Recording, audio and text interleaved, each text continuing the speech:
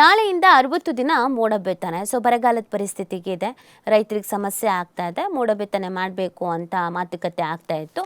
So ಸಚಿವರೆಲ್ಲ ಒಪ್ಪಿಗೆ ಕೊಟ್ಟಿದ್ದಾರೆ. ಇದೀಗ ನಾಳೆಯಿಂದ 60 ದಿನ ಮೋಡ ಬಿತ್ತನೆ ಮಾಡಲಾಗುತ್ತೆ. ಏನು ಪ್ಲಾನಿಂಗ್ ಸರ್ಕಾರದ್ದು ಮೋಡ ಬಿತ್ತನೆ ವಿಚಾರದಲ್ಲಿ ನೋಡೋದಾದ್ರೆ, ಮಳೆ ಕೊರತೆಯಿಂದ ಎದುರಾಗಿರುವ ಸಮಸ್ಯೆ ನಿವಾರಣೆಗೆ ರಾಜ್ಯದ ಹಲವೆಡೆ ಸೋಮವಾರದಿಂದ 60 ದಿನ ಮೋಡ ಬಿತ್ತನೆ ಮಾಡಲಾಗುವುದು ಅಂತ ಜಲಸಂಪನ್ಮೂಲ ಸಚಿವ ಎನ್ ಚಲುವರಾಯಸ್ವಾಮಿ ತಿಳಿಸಿದ್ದಾರೆ.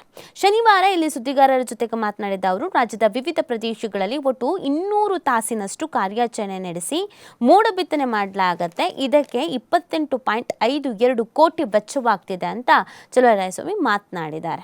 ರಾಜ್ಯದ 27 ಜಿಲ್ಲೆಗಳ 178 ತಾಲೂಕುಗಳಲ್ಲಿ ಮಳೆಯ ಕೊರತೆ ಇದೆ. ರಾಜ್ಯದಾದ್ಯಂತ ಜೂನ್ ಅಂತ್ಯಕ್ಕೆ 42%, ಜುಲೈ ಅಂತ್ಯಕ್ಕೆ 29% ಮಳೆ ಕೊರತೆ ಆಗಿದೆ.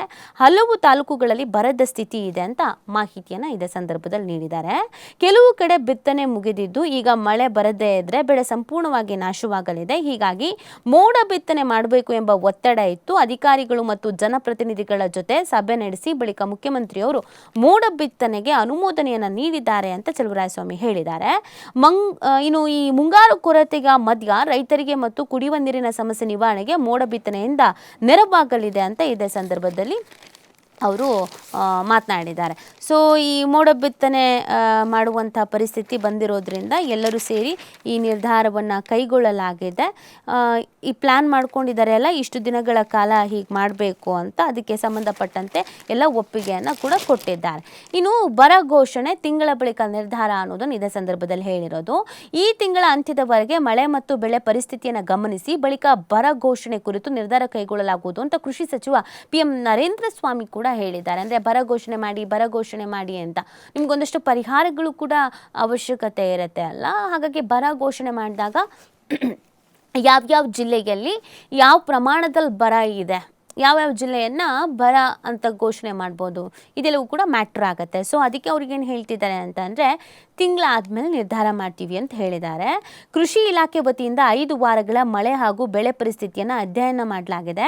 ಬಿತ್ತನೆ ಎಷ್ಟಾಗಿದೆ, ಎಷ್ಟು ಪ್ರಮಾಣದಲ್ಲಿ ಬೆಳೆ ಹಾನಿಯಾಗಿದೆ, ಆಮೇಲೆ ಮಳೆ ಮತ್ತು ಬೆಳೆ ಪರಿಸ್ಥಿತಿ ಹೇಗಿದೆ ಅನ್ನೋದ್ರ ಬಗ್ಗೆ ವಾಸ್ತವಾಂಶಗಳನ್ನು ಒಳಗೊಂಡ ವರದಿಯನ್ನು ಸಿದ್ಧಪಡಿಸಿ ಕಂದಾಯ ಇಲಾಖೆಗೆ ಸಲ್ಲಿಸಲಾಗುತ್ತೆ ಅಂತ ವಿವರಿಸಿದ್ದಾರೆ.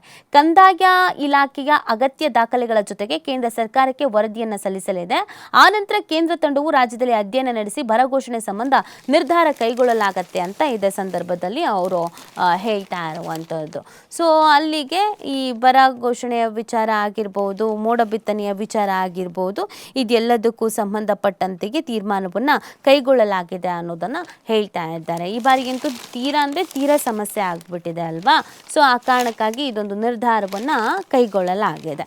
ಸೊ ಇನ್ನು ಮೋಡ ಬಿತ್ತನೆ ಮಾಡಿದ್ಮೇಲೆ ಯಾವ ಪ್ರಮಾಣದಲ್ಲಿ ಮಳೆ ಆಗತ್ತೆ ಅದನ್ನೆಲ್ಲ ನೋಡ್ಕೊಳ್ಬೇಕಾಗತ್ತೆ. ಆಗಲೂ ಕೂಡ ಸಮಸ್ಯೆ ಆಯಿತು ಅಂತ ಹೇಳಿದ್ರೆ ಮತ್ತೆ ಏನು ಮಾಡಬಹುದು ಅನ್ನೋದನ್ನು ಕೂಡ ತೀರ್ಮಾನ ಮಾಡಲಾಗತ್ತೆ. ನೋಡಿ, ಮುಖ್ಯಮಂತ್ರಿ DK ಶಿವಕುಮಾರ್ ಅವರು ಈಚೆಗೆ ಮಡಿಕೇರಿಗೆ ಭೇಟಿ ನೀಡಿದಾಗ ಮಳೆಗಾಗಿ ಹೋಮ ನಡೆಸುವಂತೆ ಸೂಚಿಸಿದ್ರು. ಅದರಂತೆ ವಿಶೇಷ ಹೋಮ ಪೂಜೆ ನಡೆಯಲಿದೆ ಅಂತ ಮುಖ್ಯಮಂತ್ರಿಯವರ ರಾಜಕೀಯ ಕಾರ್ಯದರ್ಶಿ AS ಪೊನ್ನಣ್ಣ ಅವರು ಕೂಡ ಹೇಳಿದ್ದಾರೆ. ಮಳೆ ಆಗಬೇಕು ಅಂತ ಹೇಳಿದ್ದಾರೆ, ಅಥವಾ ಮಳೆ ಆಗಬೇಕು ಅಂತ ಪೂಜೆ ಮಾಡಿ ಅಂತ ಹೇಳಿದ್ದಾರೆ ಅಂತ ಹೇಳ್ತಾ ಇದ್ದಾರೆ. ಮಳೆಗಾಗಿ ಪ್ರಾರ್ಥಿಸಿ ಇವತ್ತು ಬೆಳಗ್ಗೆ 5:15ಕ್ಕೆ ತಾಲೂಕಿನ ಪಾಡಿ ಇಗ್ಗುತ್ತಪ್ಪ ದೇಗುಲದಲ್ಲಿ ರುದ್ರ ಹೋಮ ನಡೆದಿದೆ. ಕೃಷಿ ಸಚಿವ PM ನರೇಂದ್ರ ಸ್ವಾಮಿ ಭಾಗವಹಿಸಿದ್ದಾರೆ ಅನ್ನೋದು ಗೊತ್ತಾಗ್ತಾ ಇದೆ. ಸೊ ಮಳೆಗಾಗಿ ಒಂದು ಕಡೆಯಲ್ಲಿ ವೈಜ್ಞಾನಿಕವಾಗಿ ಏನೇನು ಮಾಡಬಹುದು ಅಂದರೆ ಈ ಮೋಡ ಬಿತ್ತನೆ ಆಗಿರ್ಬೋದು ಇದನ್ನೆಲ್ಲ, ಇನ್ನೊಂದು ಕಡೆಯಲ್ಲಿ ದೈವಿಕವಾಗಿ ನಮ್ಮಲ್ಲಿ ಹಾಗೆ ಅಲ್ಲ, ಎಲ್ಲನೂ ನಾವು ಸ್ವಲ್ಪ ಸೈಂಟಿಫಿಕ್ ಆಗೂ ಕೂಡ ನೋಡ್ತೀವಿ, ಆಮೇಲೆ ದೈವಿಕವಾಗೂ ಕೂಡ ನೋಡ್ತೀವಿ, ಅದನ್ನು ಫಾಲೋ ಮಾಡ್ತಾ ಇದ್ದಾರೆ.